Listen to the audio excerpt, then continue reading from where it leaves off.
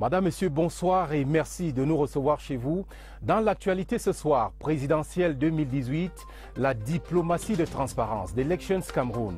Les casernes et chefferies traditionnelles ne seront plus des lieux de vote. Assurance d'Elecam au corps diplomatique ce jour à Yaoundé. Nous en parlons avec Séverin Legambélé en ouverture du 20h30. Extrême Nord, le gouvernement et les ex-combattants de Boko Haram fument le calumet de la paix. Bientôt, un centre de formation pour accompagner ces convertis a annoncé le MINAT en visite à Mora. Rencontre à suivre dans le cours de cette édition. Et puis, rentrée scolaire, retour au sanctuaire des seigneurs de la Craie. Les enseignants ont repris du service ce lundi et le 20h30 feuillette les pages du livre scolaire, bel et bien disponible. Confirmation à suivre dans ce journal. Voilà pour les titres. C'est l'événement de ce journal. Elections Cameroun annonce du nouveau dans la localisation des bureaux de vote. Le 7 octobre prochain, les casernes militaires et les chefferies traditionnelles ne feront plus partie, comme par le passé, des lieux de déroulement du scrutin. Le président du conseil électoral, Eno Abrams-Egbe, donnait ces précisions ce lundi à Yaoundé au cours d'un déjeuner de presse avec le corps diplomatique. Séverin Legambélé.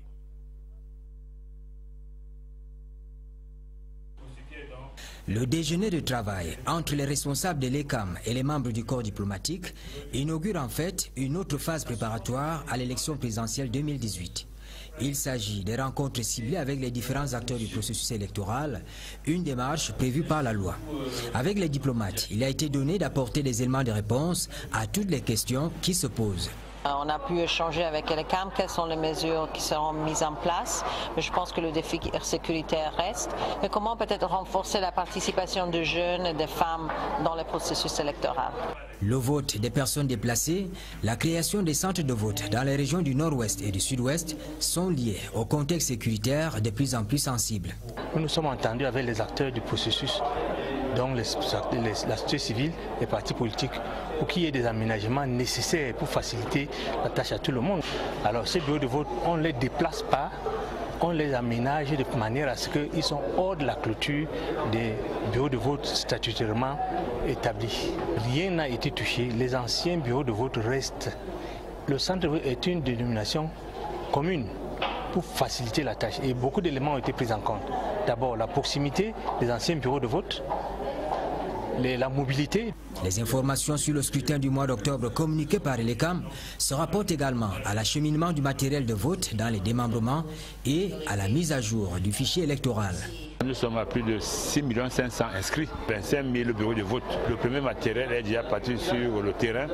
Nous travaillons maintenant pour le deuxième envoi qui concernera les bulletins de vote et les enveloppes. Après les diplomates, Elections Cameroun tient le 6 septembre prochain le forum avec tous les acteurs nationaux du processus électoral. Parlons maintenant de la visite du ministre de l'administration territoriale dans le Septentrion et notamment de l'étape de l'extrême nord. Principale annonce à l'issue de la visite, la création prochaine d'un centre de formation pour les ex-combattants de Boko Haram. À Mora, pour la Tanganji, a rencontré une centaine d'entre eux et les a encouragés à reprendre une vie normale. Nous en parlons avec Abdoulaziz Amadou de CRTV, Extrême Nord. Dans l'enceinte du poste de commandement du premier secteur de la force multinationale mixte basée à Mora, 99 ex-combattants du groupe terroriste Boko Haram sont aux petits soins. Depuis leur reddition, leur prise en charge psychosociale est assurée par les autorités locales et les forces de défense et de sécurité qui ne ménagent aucun effort au quotidien pour leur réinsertion et leur épanouissement. En visite de travail dans le Mayo-Sava, le ministre de l'administration territoriale est allé à Mora à leur rencontre pour les rassurer et encourager le premier secteur de la force multinationale mixte placé sous le commandement du général de brigade Bouba Dobekriou à poursuivre cette mission de déradicalisation. Je pense que le chef de l'État, son excellence Paul Biya, chef des armées, est allé au-delà. Parce que je voudrais vous annoncer, monsieur le gouverneur est là, qu'il a déjà donné un site. Et le gouverneur a pris des dispositions pour créer un camp de réinsertion. parce que le président de la République pense que les repentis doivent réintégrer la République pleinement. Il faut rappeler que ces ex-combattants du groupe Boko Haram ont volontairement décidé de déposer leurs armes pour revenir au pays afin de participer à son développement.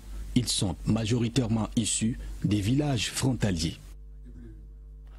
Dans la communication gouvernementale, les pouvoirs publics disent stop à la consommation des drogues et autres produits stupéfiants.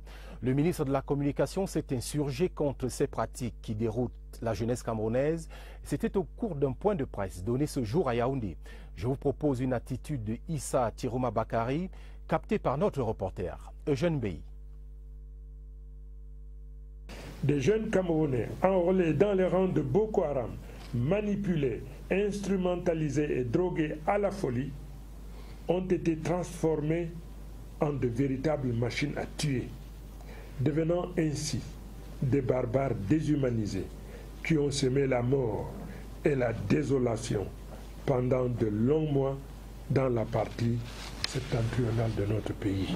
La situation de crise dans les régions du nord-ouest et du sud-ouest depuis le mois de novembre 2016 illustre à suffire le caractère inédit et désolant des effets de la consommation de drogue par nos jeunes compatriotes. Plus de 12 000 jeunes âgés de moins de 15 ans sont concernés par l'usage de stupéfiants et de produits psychotropes dans notre pays. Le président de la République, son Excellence M. Paul Biya, a fermement prescrit la mise en place d'une véritable ceinture de sécurité par une application stricte et rigoureuse du cadre réglementaire ainsi que la mobilisation générale de toutes les institutions de l'État et de toutes les communautés nationales face à ce fléau qui constitue une menace grave pour l'avenir de notre jeunesse en particulier et de notre pays en général. Le ministre de la Communication, porte-parole du gouvernement, Issa Tirouma Bakari. Reparlons de l'aménagement de l'accès est de la ville de Douala.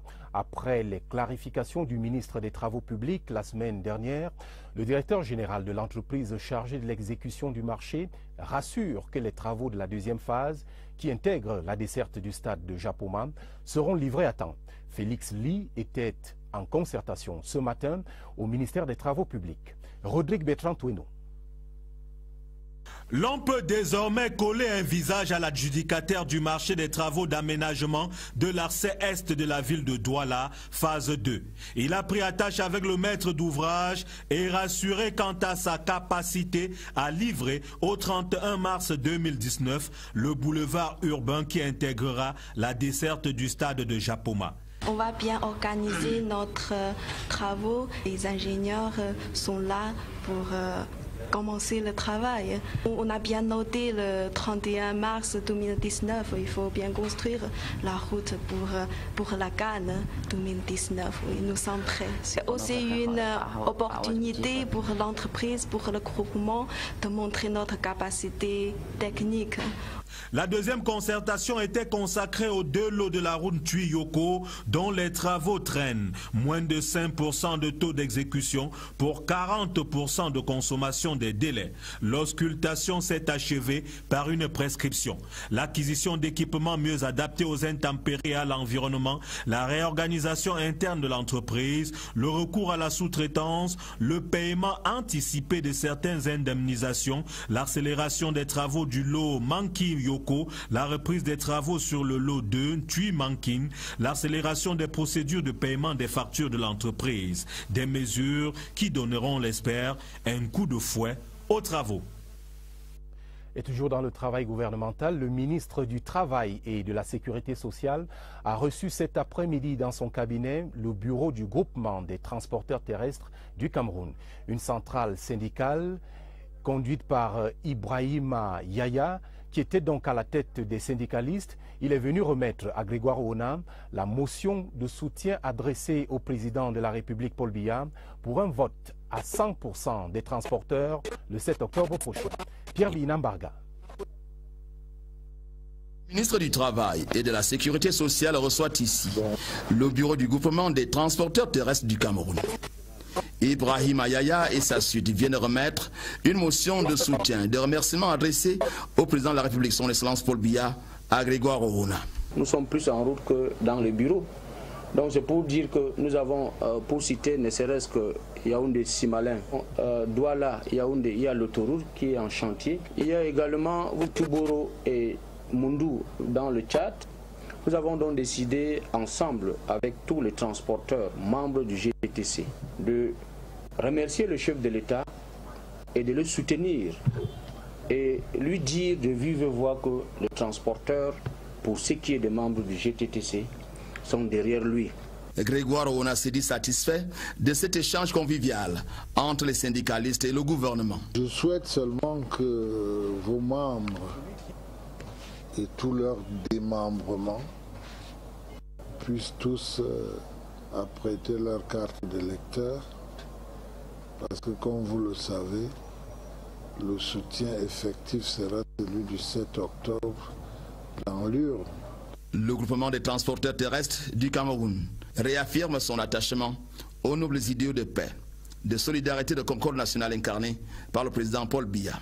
Le GTTC promet par ailleurs un vote à 100% à Paul Biya, son candidat, le 7 octobre prochain. Parlons maintenant du projet Filets sociaux, un programme de lutte contre la pauvreté dans laquelle vivent plusieurs familles à travers le Cameroun. 2 ans après son lancement, l'initiative a couvert 5 régions et 80 000 ménages. L'impact et les résultats de ce projet social, c'est le sujet de la grande enquête du 20h30 que signe Oswald Medon. Leur cadre de vie ne l'illustre pas et pourtant Marie-Jeanne et Norbertine sont 2 citadines. C'est au quartier Loncac que vivent ces 2 bénéficiaires du projet Filets sociaux, un programme initié par le gouvernement camerounais avec le soutien de la Banque mondiale. Avec leur famille, elles ont été déclarées éligibles au projet, dont l'objectif est de combattre l'extrême pauvreté. Les analystes économiques montrent que si on réussit à élever le niveau de vie des populations qui vivent en état de pauvreté chronique, il y a beaucoup de chances qu'on réduise ces inégalités. Je crois que c'est fort de cela donc le chef de l'État a sollicité un appui de la Banque mondiale. Le soutien reçu a aujourd'hui largement contribué à l'amélioration de la situation des 2 voisines et boosté leurs activités génératrices de revenus. Ça m'a beaucoup aidé, ça m'a changé un peu la vie. J'ai envoyé mon enfant d'aller prendre l'apprentissage. Ça m'a remonté. Comme les rentrées comme ça, là, maintenant, là, je vais inscrire mes enfants à l'école. Et déjà, des projets d'avenir se construisent. Norbertine pense même un jour quitter les 12 mètres carrés qu'elle occupe avec ses 8 personnes à charge, avec un mari sans emploi. Je n'ai pas la maison au village, même ici là. Quand on me donnait cet argent, j'ai commencé à payer les petits tolls. Je garde un peu d'eau. Des histoires comme celle-ci et le feedback du terrain légitiment un projet sur lequel le gouvernement fonde des espoirs. Chaque bénéficiaire fait 24 mois dans le projet. On lui donne 20 000 francs tous les 2 mois. Et au 12e mois, on lui donne 80 000. On reprend l'année 20 000. Au 24e mois, on lui donne 80 000. Maintenant, on donne cet argent, mais nous accompagnons le bénéficiaire à l'utilisation. Seulement, la tâche reste encore immense. Même si les mailles des filets, qui se déclinent en 3 axes, ont déjà permis à 82 000 familles de rebondir dans 5 régions, en plus des villes de Douala et Yaoundé. Plus que 7 jours et ce sera la rentrée scolaire 2018-2019. Parents et élèves écument les couloirs des établissements, des banques et librairies. La fièvre des préparatifs est montée d'un cran avec une course effrénée vers les livres, parfois difficiles à trouver, comme vous le verrez dans ce reportage d'Agnès Solange à Bessolo. Assis à même le sol, les parents font le pied de grue devant un guichet automatique provisoirement fermé. Il n'y a pas d'argent, on n'a pas encore réussi à toucher. Et en plus, les distributeurs ne sont pas fournis. Le stress monte sur le front des courses de la rentrée scolaire avec d'autres images vivantes de scènes de vie ordinaires. Désormais, les emplettes se font en famille pour initier les enfants au rudiment de l'exercice, certes, mais surtout éviter toute ambiguïté dans les choix. C'est un gros sac rose avec les roues. Il n'y a pas la corde sur ça. J'ai tenu à accompagner maman pour choisir mes choses moi-même. Chez les libraires, c'est le pic d'activité. Des échanges courtois, parfois, devant des rayons moins achalandés, au grand désarroi des parents. Actuellement, là, on a acheté les sacs. Là, je cherche encore un livre pour mon garçon. Il reste à aller acheter les tenues et à compléter les livres, le matériel didactique. Qu'on a déjà trouvé, il y en a qui manquent beaucoup. Donc, on nous a donné rendez-vous à partir de mercredi. En attendant l'ultime rendez-vous chez le libraire, dernier coup d'œil sur les prix des listes officielles des livres, affichés aussi bien en librairie que dans les établissements scolaires où les inscriptions se poursuivent toujours. Une question que se posent tous les parents est de savoir si les enfants auront tous leurs livres dès le 3 septembre prochain. Le Conseil national d'agrément des manuels scolaires et des matériels didactiques est rassurant à ce propos. Les livres sont disponibles dans les librairies. Les éditeurs le confirment également, comme vous le verrez dans ce reportage de Martine Noël Ndingue. Vous êtes à la quête d'un manuel scolaire, pas de panique. Les livres sont bel et bien, pour leur grande majorité, disponibles, mais dans les bonnes librairies qui ont de l'argent pour faire des approvisionnements auprès des éditeurs. Ceux qui prétendent qu'il n'y a pas de livres dans les librairies, ce sont les petits libraires qui parfois n'offrent aucune garantie aux éditeurs que les livres vont être vendus et les paiements effectués. La petite lenteur qui pourrait s'observer dans la chaîne de distribution du livre s'explique. Le conseil est nouvellement institué optimalement pour que les résultats soient publiés dans un délai qui permette aux éditeurs d'avoir les 5 mois francs dont ils ont besoin pour que les livres soient disponibles. Il faut que la session du conseil se tienne en février et que en mars au plus tard, fin mars au plus tard, les listes soient publiées, dûment signées. Les éditeurs, eux aussi, se veulent rassurants. Sur les 12 livres que nous avons une dizaine déjà disponibles. Nous pensons que les 2 derniers pourront être disponibles aussi. Bon à savoir, en plus des librairies classiques, les éditeurs proposent d'autres moyens d'achat aux parents. Vous avez des gens qui sont lancés dans la vente en ligne et avec livraison à domicile. Vous avez des partenaires à campus qui ont également développé un projet qui permet aux parents de pouvoir être également livrés. Alors, pas de panique, les manuels scolaires ne manqueront pas l'appel le 3 septembre prochain.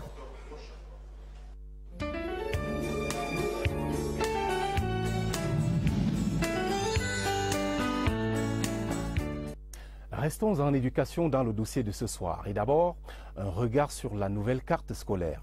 Elle s'est enrichie de nouveaux établissements créés dans les 10 régions pour améliorer le taux de scolarisation et partant l'accès du plus grand nombre de Camerounais à l'école. Catherine Toulouelanga. C'est une ascension fulgurante qu'a connue le secteur de l'éducation entre 2011 et 2017 au Cameroun. Le nombre d'établissements scolaires primaires et secondaires est passé du simple au double.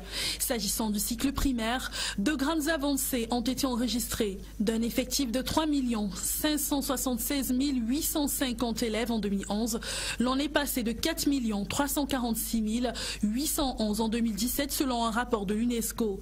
Les écoles publiques se sont multipliées sur le triangle national avec un total de 18 596 en 2017. Dans le même temps, on peut relever les principaux indicateurs de préscolarisation qui ont également évolué. Les élèves sont passés de 339 585 en 2011 à 522 199 en 2017, pour un total de 5 471 écoles maternelles.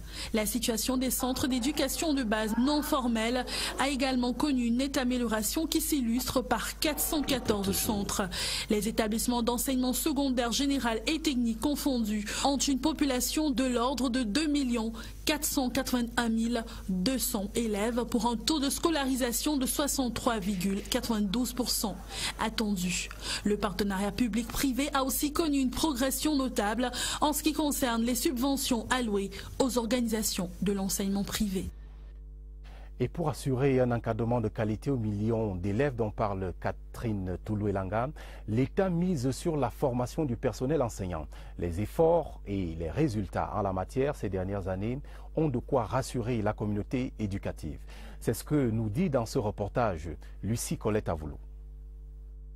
Entre 2012 et 2017, le gouvernement a procédé au recrutement de 9000 instituteurs au ministère de l'Éducation de base. Des recrutements conduits sur fonds propres de l'État qui ont coûté 18 milliards de francs CFA. Chaque année, environ 5000 nouveaux enseignants sont accueillis au ministère des enseignements secondaires. Pour l'essentiel, ils sont issus des écoles normales supérieures de Yaoundé, Bambili et Maroua. Parmi aussi les produits issus des écoles normales supérieures de l'enseignement technique. Ces 5000 enseignants coûtent à l'État environ 2,5 milliards de francs CFA par an. Le lycée technique professionnel agricole de Yabassi est l'une des innovations dans le secteur. Opérationnel depuis 2016, il est appelé à mettre sur le marché de l'emploi des professionnels du monde agricole. Le gouvernement y a mis 1 milliard de francs CFA. Pour répondre à des demandes spécifiques, l'année 2017 a été marquée par le recrutement de 1000 jeunes bilingues dans l'enseignement technique pour les régions du nord-ouest et du sud-ouest. Pour l'année scolaire 2018-2019, 4 établissements d'enseignement technique seront transformés en établissements bilingues de l'enseignement technique. Et pour garantir l'effectivité du fonctionnement de ces établissements, l'État y injectera 715 millions de francs CFA. Des réalisations et bien d'autres qui visent à mettre progressivement sur pied une éducation durable et de qualité. Preuve que l'éducation constitue également l'un des axes prioritaires du gouvernement.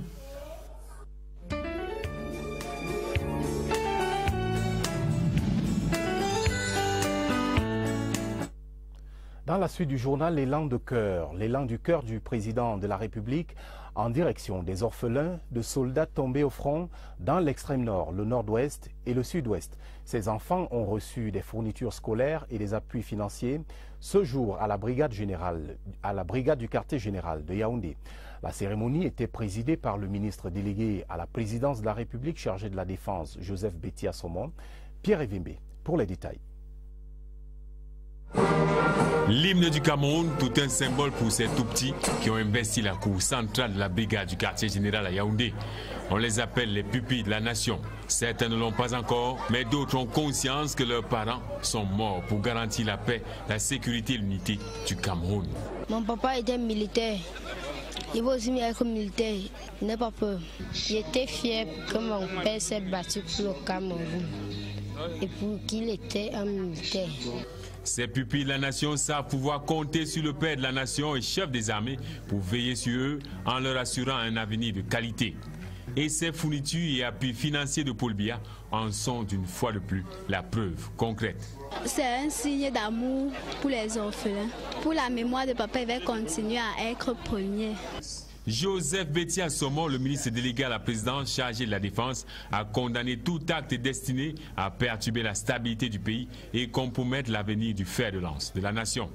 Paradoxalement, au moment où le chef de l'État et le gouvernement encadrent les enfants pour accéder à ce droit, certains de nos compatriotes aux intentions pernicieuses et malveillantes lancent des mots d'ordre irresponsables d'année scolaire et de rentrée morte, pour avoir demain des générations de Camerounais analphabètes.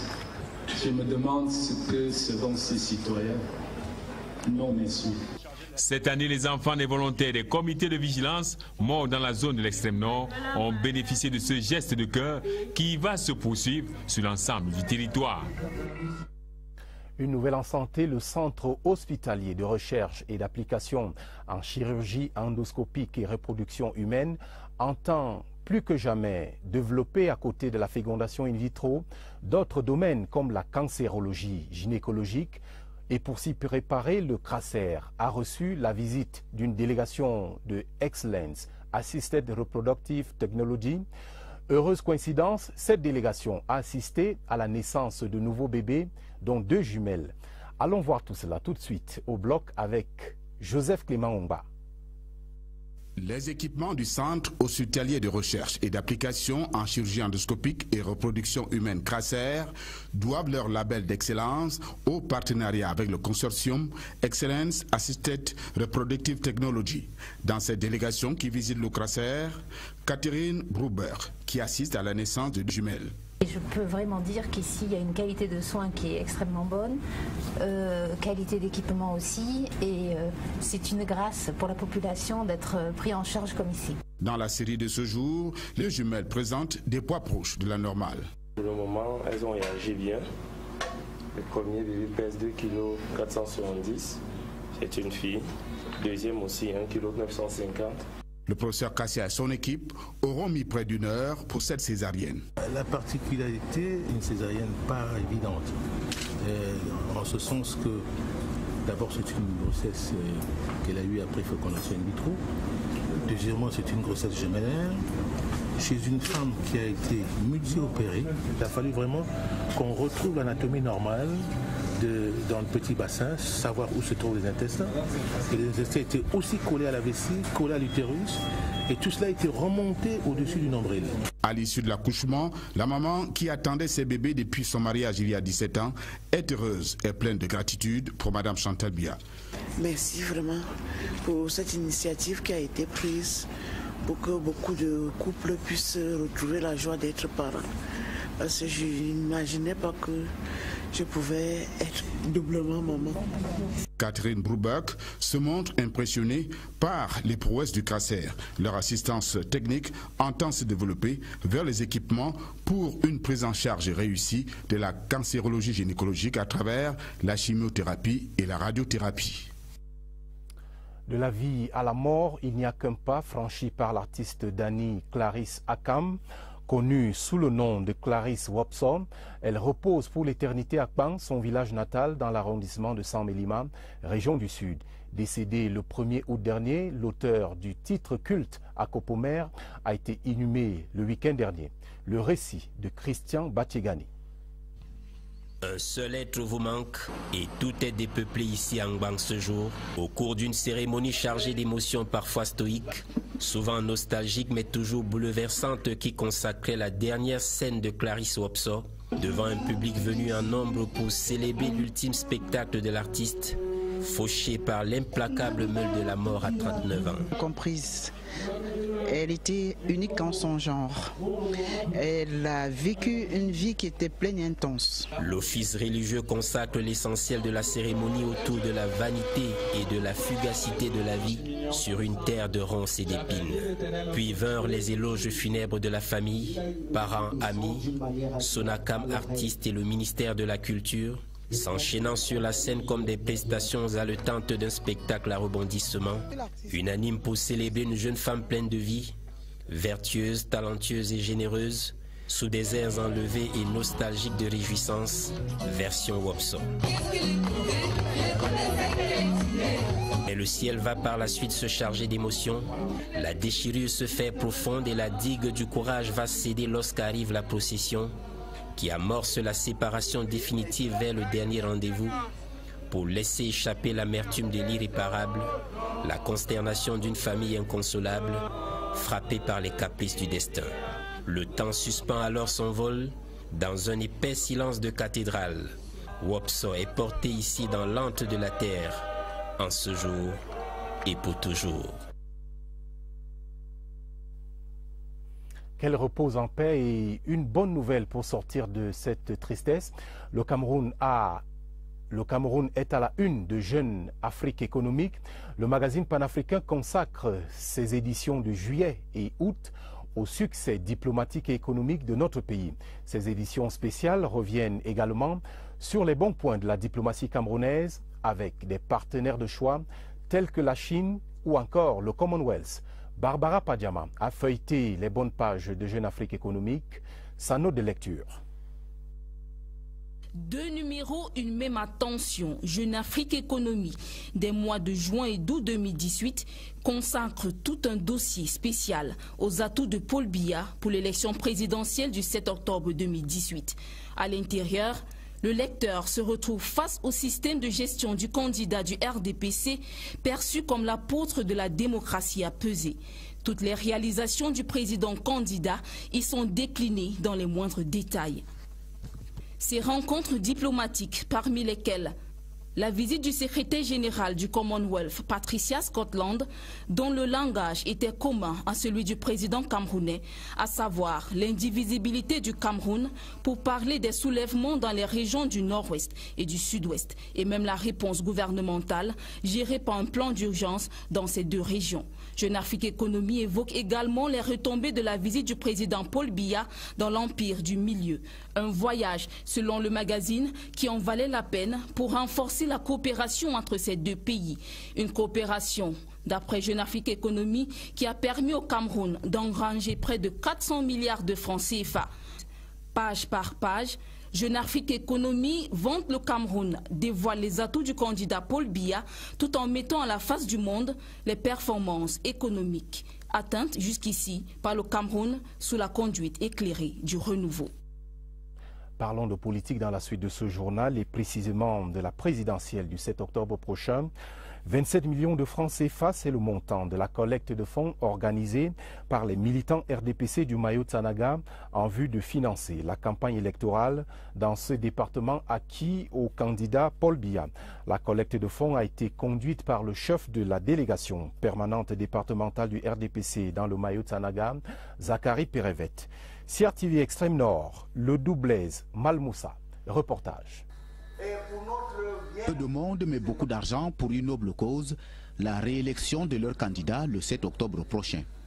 27 millions de francs CFA, cagnotte suffisante pour permettre d'occuper tout le terrain à partir du 22 septembre. Si nous pouvons atteindre 100% au niveau de Maïssa, c'est notre souhait numéro 1. C'est une preuve supplémentaire que le Maïsanaga comprend ce que c'est la politique. Et par ses contributions, c'est une preuve supplémentaire que vraiment il y a une certaine maturité politique déjà au niveau de Maïsanaga. Le Mayo-Tsanaga mise sur le plein de voix en faveur du candidat Paul Biya. Et les responsables locaux du RDPC maîtrisent le chemin qui mène à cet objectif. Le travail ne sera pas parfait, c'est vrai. Mais on essaie d'apporter le maximum de la volonté pour qu'on puisse atteindre tous les militants, qu'ils ne parcourent pas de longues distances, alors qu'ils devaient voter à moins d'1 kilomètre, ils sont obligés de faire parfois 5 kilomètres. Nous étions prêts depuis 2011 pour attendre 2018, donc nous avons eu 7 ans pour nous préparer et nous attendons seulement le jour J pour faire le plein d'œuvre.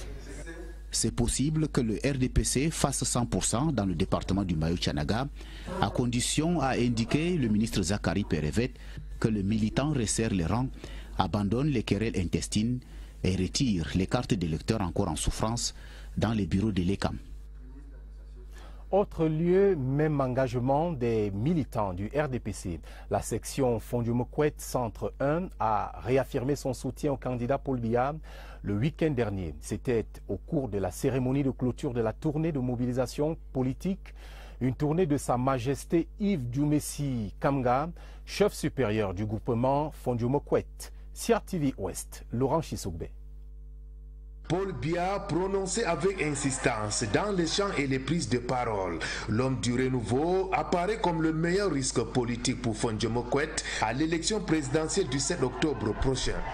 Il s'agit d'un meeting de mobilisation politique et de soutien à la candidature du chef de l'État. Dans la série des allocutions, forces vives, élites, militantes et militantes à la base, tous à l'unanimité ont remercié le chef de l'État pour la création des mini-centrales thermiques à Fondio-Mokwet.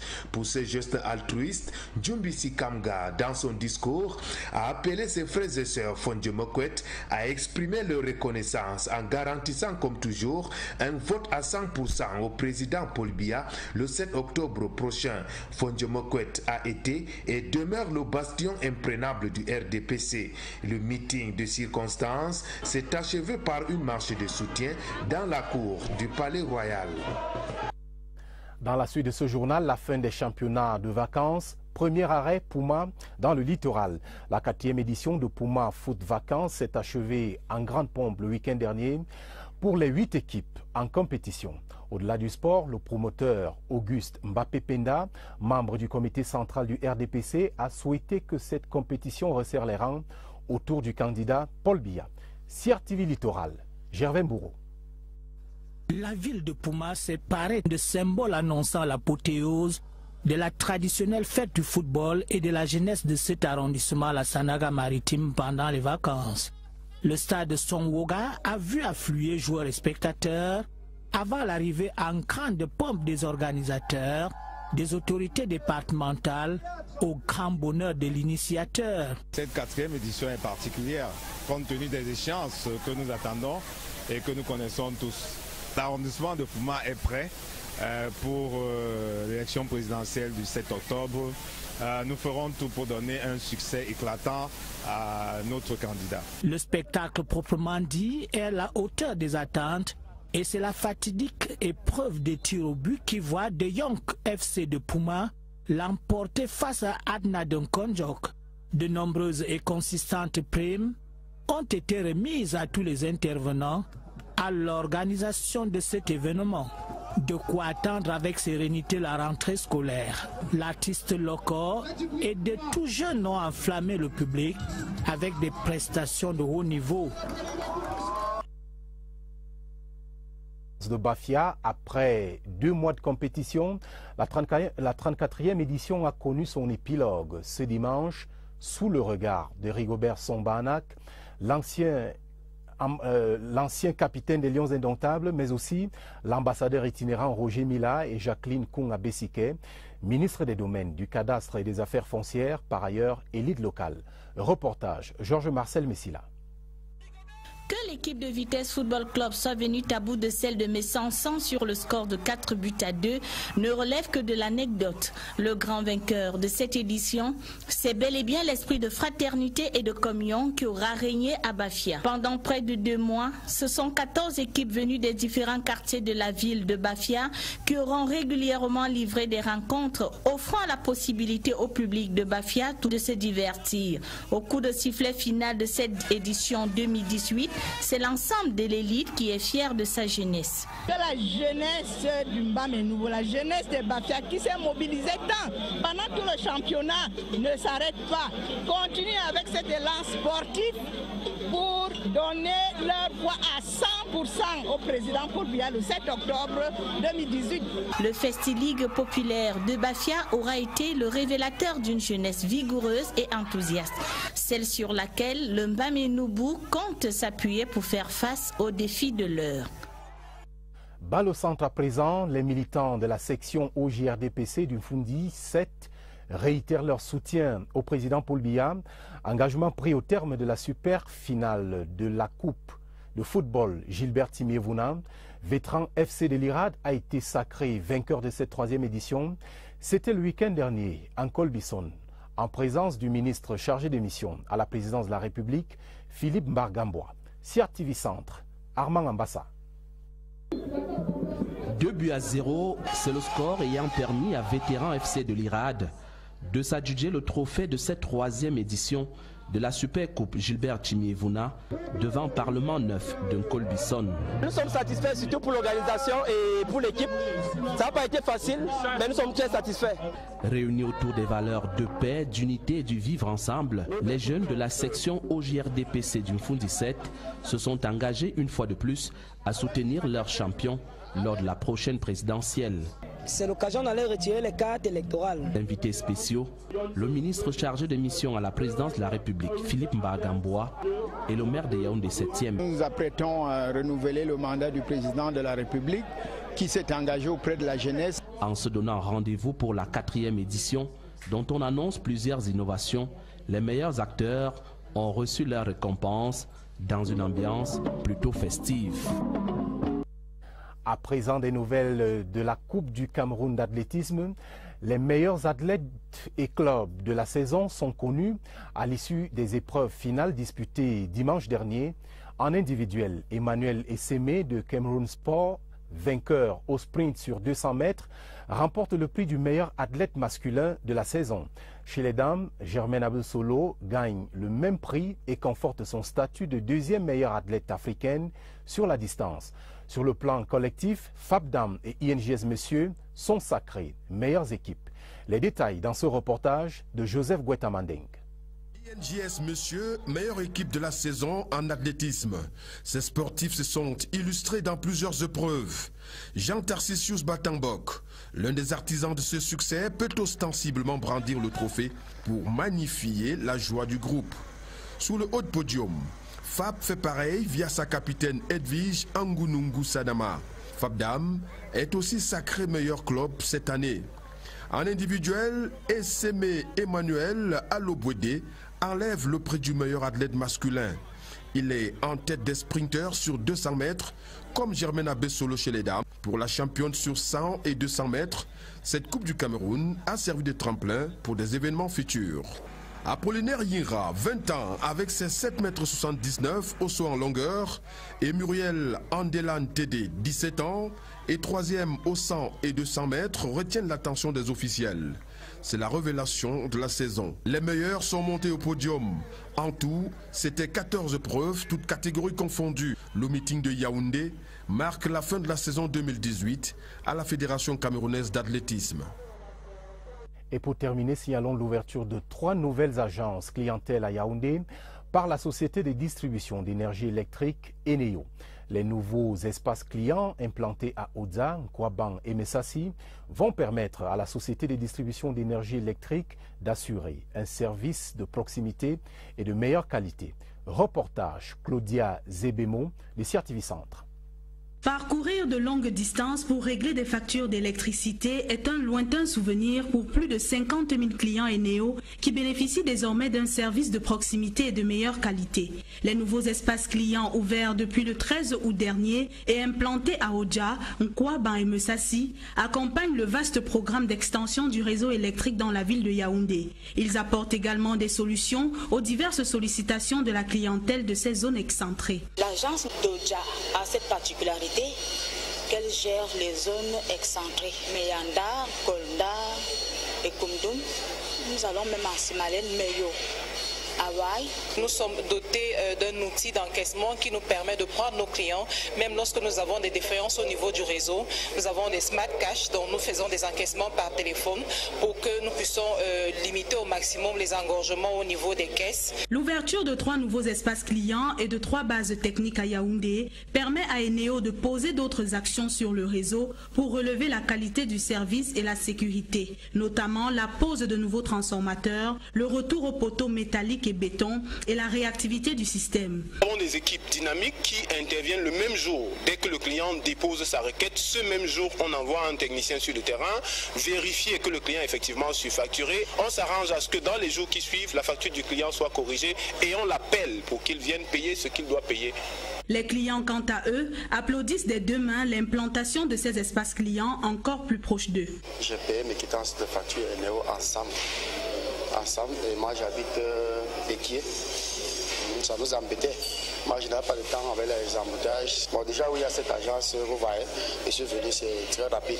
Je suis plus loin de l'agence Eneo. Les nouvelles acquisitions d'Eneo viennent porter à 12 le nombre d'espaces clients et à 9 le nombre de bases techniques opérationnelles dans la ville de Yaoundé. Mesdames et messieurs, merci d'avoir regardé ce journal qui s'achève. N'oubliez pas de prendre rendez-vous juste après avec Yves-Marc Medzo dans Présidence Actu. Retrouvez Jean Cyriac Bessé et Patricia Leba Metuxon pour notre édition de minuit. Merci de rester sur la CRTV. Bonsoir.